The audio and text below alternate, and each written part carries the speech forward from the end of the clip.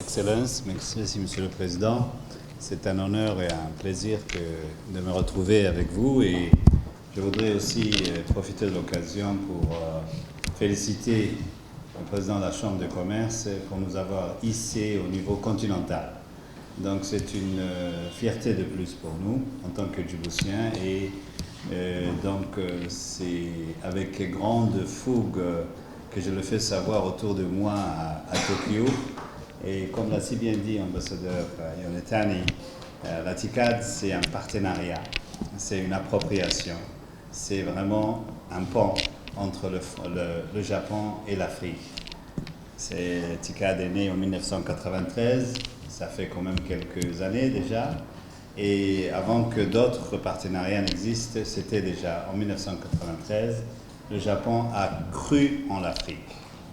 À l'époque où on disait que c'est hopeless continent, c'est-à-dire un continent sans espoir, le Japon a cru en ce continent et aujourd'hui tout le monde s'y bouscule, comme vous le savez.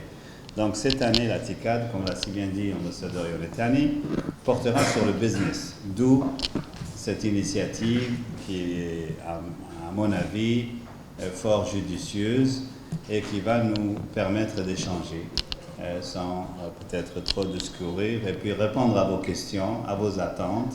Et le timing est bon puisque le chef de l'État est attendu aussi au mois d'août au sommet qui aura lieu à Yokohama.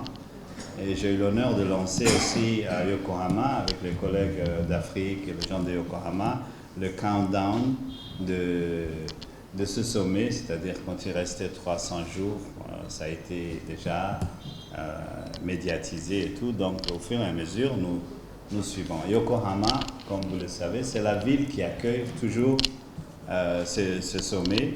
Et cette année, la nouveauté, c'est qu'il y aura, même au niveau des plénières, un dialogue public-privé. Les hommes d'affaires japonais, qu'on appelle Kendaren, comme Dozayukai, qui sont le patronat, ont reçu des messages très forts du Premier ministre Abe, du gouvernement aussi japonais pour dire allez-y, investissez. L'Afrique, ce n'est pas un pays, c'est un continent, c'est 54 pays, et que les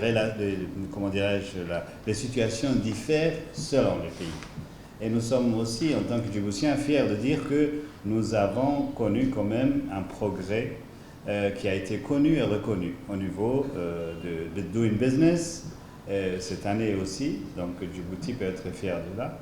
La stabilité politique, le fait que nous soyons vraiment un pays dont la monnaie est basée sur le dollar depuis 1949, ça, ce sont des atouts que, en tant que diplomate, nous mettons en avant. Mais qui mieux que vous peut parler aux businessmen? C'est pour ça que votre présence, pour vous, et ce n'est pas de la philanthropie, c'est du business, gagnant, est vraiment importante pour nous en tant que Djiboutiens. Donc, je pense que les questions-réponses vont suivre et vous aurez de plus amples informations. Mais nous vous attendons à Tokyo pour démontrer par A plus B que le Japon et Djibouti, c'est une réalité, pas seulement au niveau des forces de défense, mais au niveau du privé aussi.